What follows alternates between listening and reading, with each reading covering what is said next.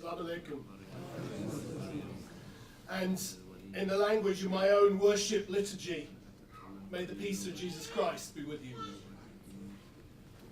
These are words which have formed a part of Christian worship for 2,000 years, and which express something of our own contribution to this subject tonight.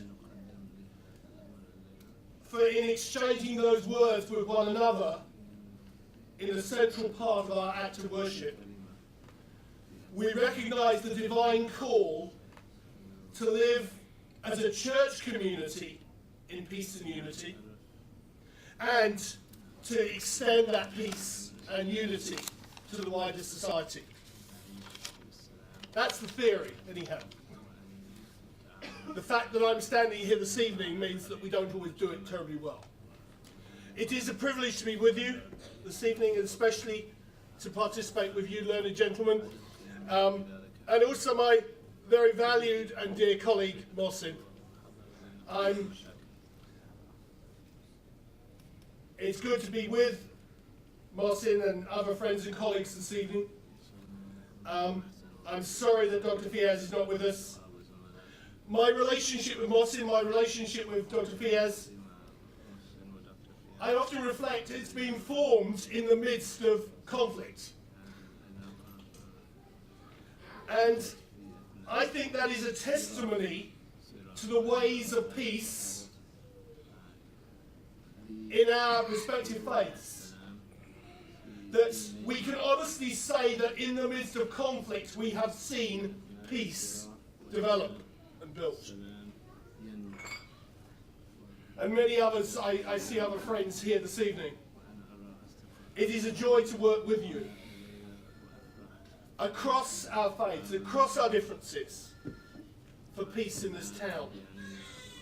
Mohsin raised the question, how do we hold our belief and yet understand a wider society? And that is as much a job for us as Christians, as the church, as it is for you. Peace for me, and I think for you too, is not something passive, but it's something we have to work at.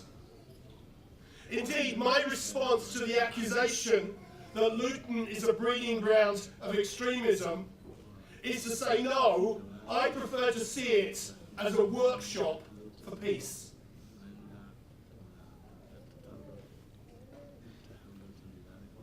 It is particularly appropriate that in a conflict where some try to draw the battle lines between our faiths, that we turn that accusation upside down, and instead we look to the central teachings of our faith to promote peace, to call for mutual understanding in diversity, to command neighbourliness, and to encourage, dare I say it, friendship. I'm not here this evening, you'll be pleased to know, to deliver a lecture on Christian theology, but I do want to say enough that everyone, when they leave here tonight, will be reminded that at the heart of the Christian faith is a message of peace. I want to particularly refer to two scriptures in the Hebrew Bible, our so-called Old Testament, from the writings of the prophet Isaiah, who I believe you know as Ishia. These passages, I believe, inspire us, not just in theoretical ways, but primarily in a practical way. The first is in the book of Isaiah, chapter 2. It speaks of a time when all the peoples of the earth will come seeking God, and he will teach them how to live according to his laws. Prominent among those ways that they seek understanding of is the pathway of peace. Let me read you some words. They are well-known words. He will judge between the nations and settle disputes for many peoples. They will beat their swords into plowshares their spears into pruning hooks. Nation will not take up sword against nation, nor will they train for war anymore. That is at the heart of our faith.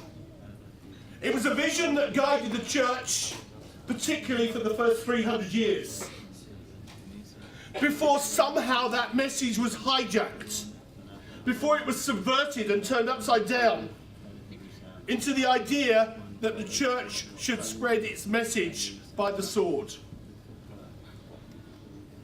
And from that turning upside down came the Crusades. That ultimate negation, total dismissal of an idea of peace, and embracing of an idea of war. A total negation of the true heart of Christian faith.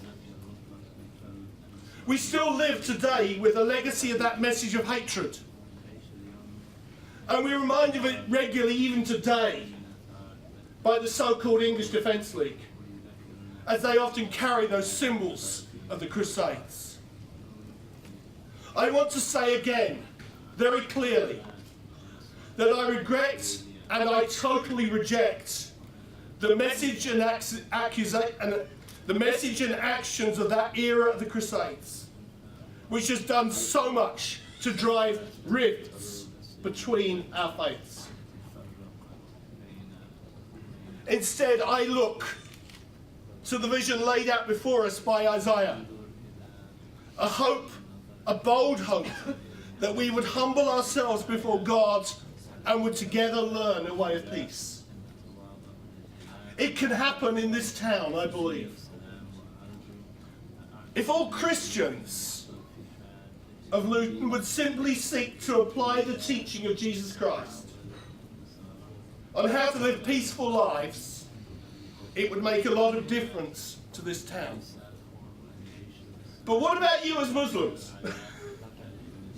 Some would say it takes two to make peace. Well, yes, but one of the ways of peace that Jesus taught me was to look in the mirror at my own faults rather than to point the finger at yours. I will stop there then and say it is your community's job to identify your problems, not mine. We've got enough problems and we need to name those and deal with those. I find other keys to peace, practical peace, in the teaching of Jesus. Be quick to apologise when you've done wrong. Be quick to forgive when others have done wrong to you. Pray for your enemies and those who hurt you. The ultimate embrace in prayer. Don't be quick to judge others. Little things.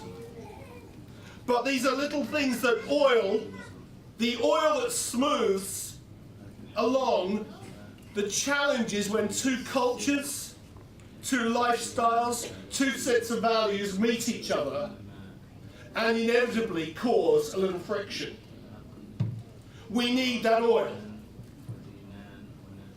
And there are many, many such encounters every day when we need that oil in the life in our town. And as a person who helps sort out conflicts, I know that it's often the little things that lead to the bigger issues in conflict. In summary, the picture we have from Isaiah inspires us to live gracious lives that make peace real. But there is a second picture I want to draw from. In Isaiah 25, the prophet speaks of God hosting a magnificent banquet for all nations.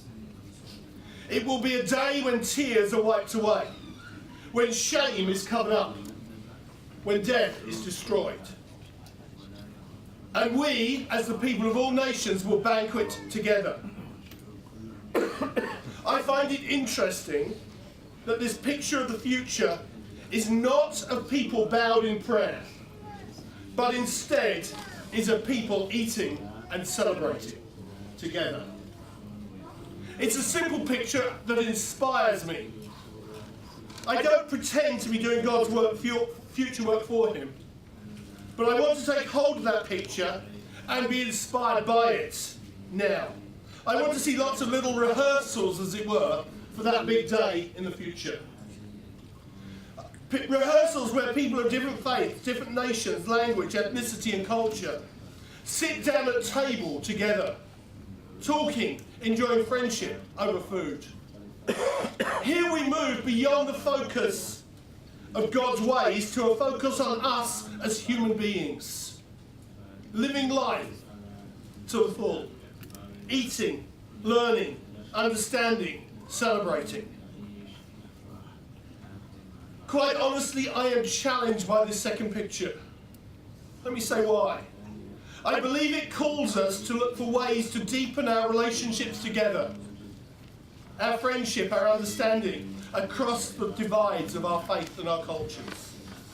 Many of us get on well at work, at college, over the garden wall with our neighbour, at the shops.